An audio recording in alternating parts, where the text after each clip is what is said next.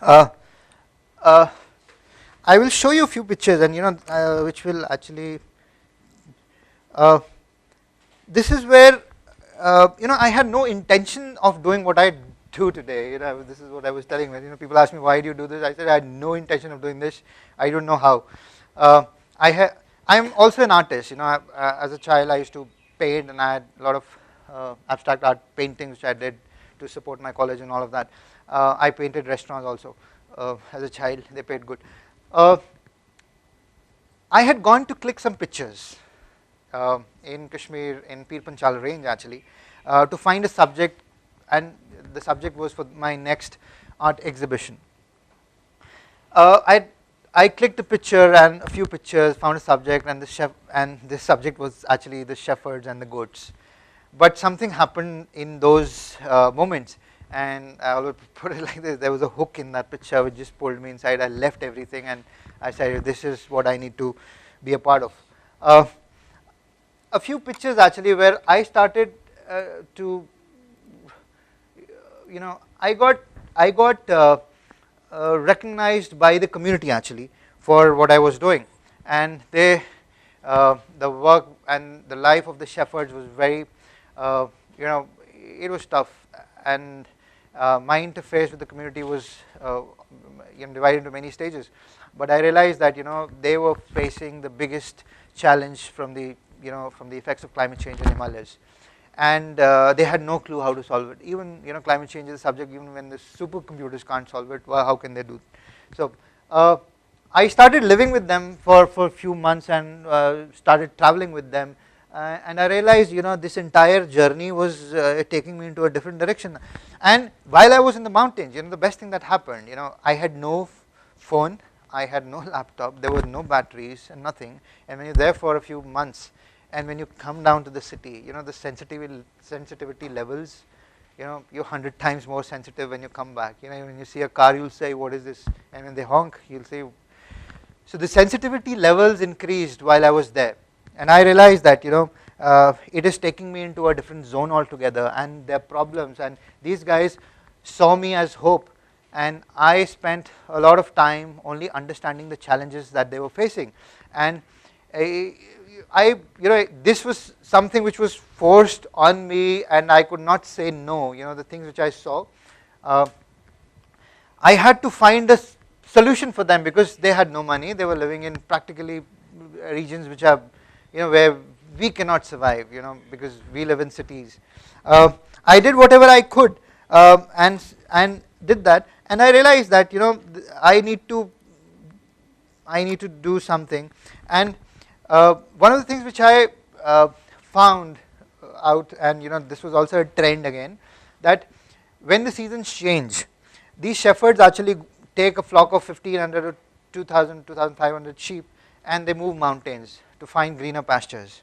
And when they are looking for greener pastures, they, the journey is sometimes 3 months, 4 months. They travel across mountains to ensure that the sheep is safe and they're well fed.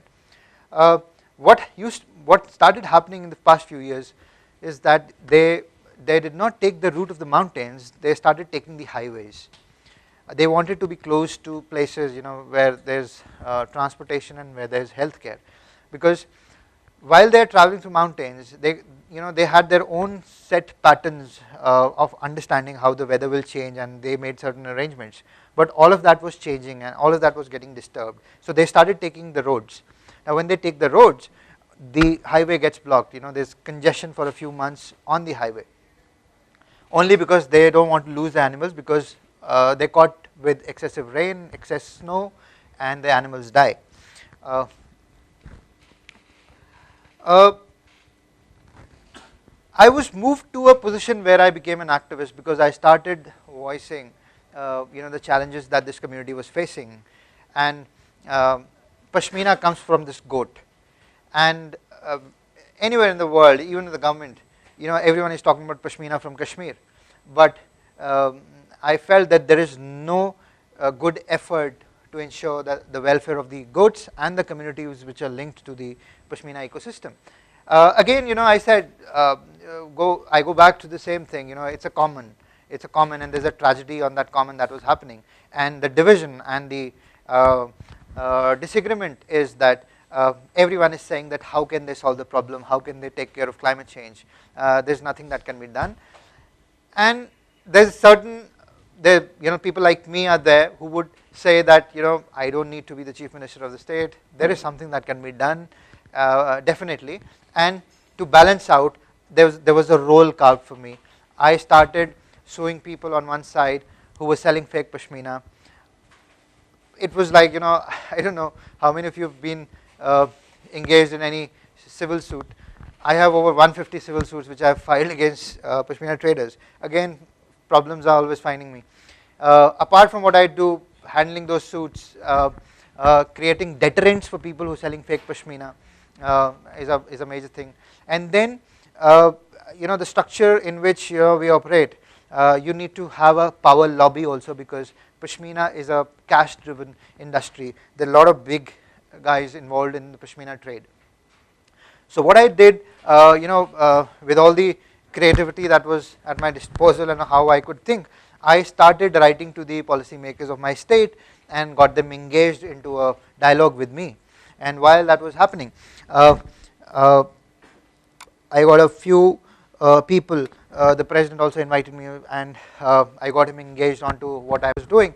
And soon they started to realize that this issue this needs attention, and this was also a deterrent which I was creating for pashmina traders who could actually move anything which was not in the welfare of the community.